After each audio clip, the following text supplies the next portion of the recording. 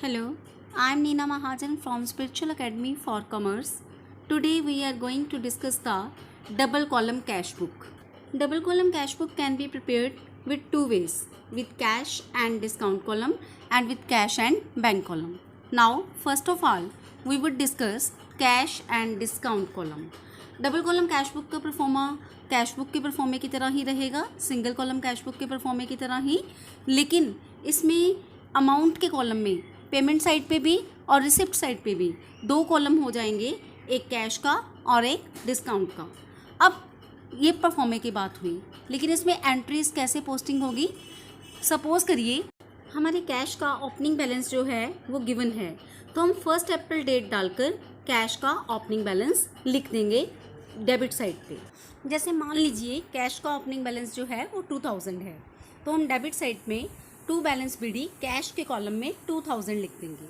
और अब अगर हमारे पास 1 सितंबर की एक ट्रांजैक्शन आई है रिसीव फ्रॉम राम, जो कि मैंने कैश बुक के परफॉर्मे के नीचे स्टेटमेंट लिखी है, वहाँ पे देखिए receive from Ram ₹900 after allowing him ₹100 discount.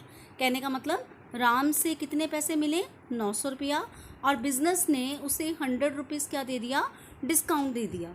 तो इसका मतलब हमारी जो एंट्री है वो अगर हम एंट्री के हिसाब से ना भी देखें, बिकॉज़ ये क्या है, जर्नल का परफॉर्मा है ये, क्योंकि ये जर्नल का सब पार्ट है, डेट्स वाई पैसे आ रहे हैं। कितने पैसे आ रहे हैं, 900। तो हम कैश के कॉलम में कितना लिख देंगे, 2 राम लिख के कैश के कॉलम में रिसिप्ट साइड पे, मतलब कि डेबिट साइड पे कैश के कॉलम में लिख देंगे 900, और डिस्काउंट के कॉलम में हम 100 डाल देंगे, क्योंकि जो डिस्काउंट डेबिट पे है वो एक्सपेंस है, क्योंकि हम डिस्काउंट दे रहे हैं उसे, और जो डिस्काउंट क्रेडिट पे होगा वो इनकम होगी, क्योंकि वहाँ से हमें डिस्काउंट मिलेगा। तो हमने ये ट्रांजैक्शन को इस तरह से रिकॉर्ड कर लिया। हमने कैश को भी रिकॉर्ड करना है और डिस्काउंट को भी रिकॉर्ड करना है। अब इसके बाद हम नीचे स्टेटमेंट पढ़ेंगे। स्टेटमेंट में 2 अक्टूबर में लास्ट में पेज के लास्ट पे स्टेटमेंट दी हुई है। 2 अक्टूबर की स्टेटमेंट दी है, पेड टू शाम ₹700 आफ्टर गेटिंग डिस्काउंट ऑफ ₹50। हमने शाम को 700 रुपये दिए, 50 रुपये हमें उससे डिस्काउंट मिला।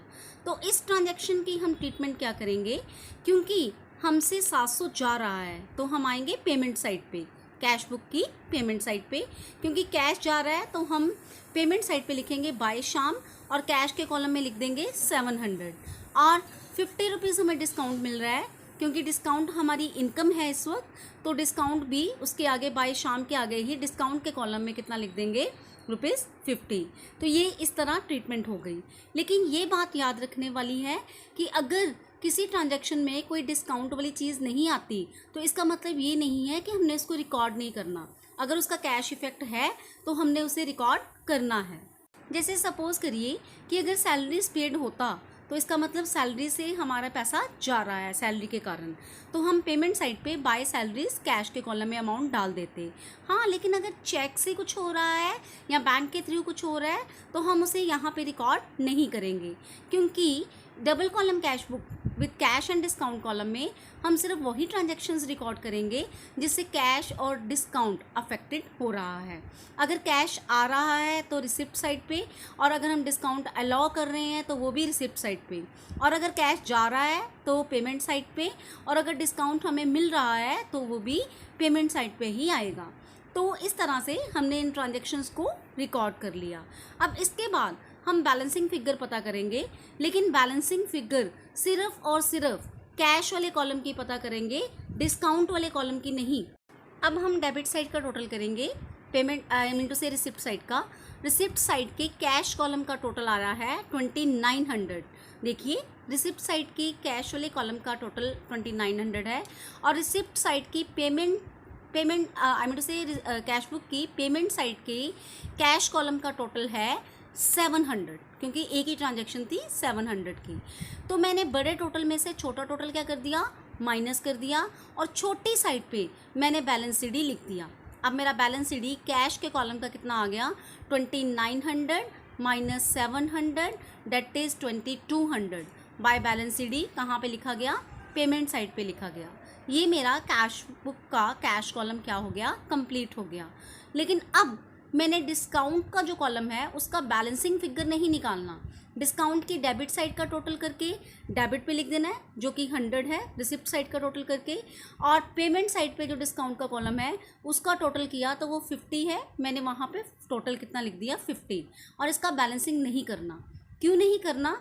इसका कारण ये है कि जो डेबिट साइड पे डिस्काउंट कॉलम है वो डिस्काउंट अलाउड है, और क्रेडिट साइड पे जो डिस्काउंट कॉलम है वो डिस्काउंट रिसीव्ड है। ये दोनों अलग अलग अकाउंट्स हैं, डेट्स वाई इनकी बैलेंसिंग नहीं करनी, सिर्फ इनका टोटल लगाकर लिख देना है।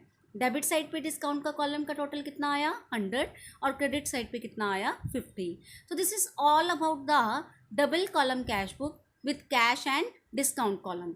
नाउ अब जो डबल कॉलम कैश बुक है with cash and bank column, इसको एक्सप्लेन करने के लिए मैं ट्रिपल कॉलम कैश बुक का ही सहारा लूँगी, क्योंकि ट्रिपल कॉलम कैश बुक में कैश, बैंक और डिस्काउंट तीनों ही कॉलम आते हैं, और डिस्काउंट कॉलम का तो हमारे बाकी बैलेंसिंग फिगर से कोई वास्ता नहीं होता। इसलिए अगर मैं ट्रिपल कॉलम कैश बुक को डिस्कस करूँगी तो उसमें double column with cash and bank column भी डिस्कस ऑटोमेटिकली हो जाएगा। तो इसलिए नेक्स्ट वीडियो वॉच जरूर कीजिएगा जिसमें है triple column cash book with cash, bank and discount column. Thank you.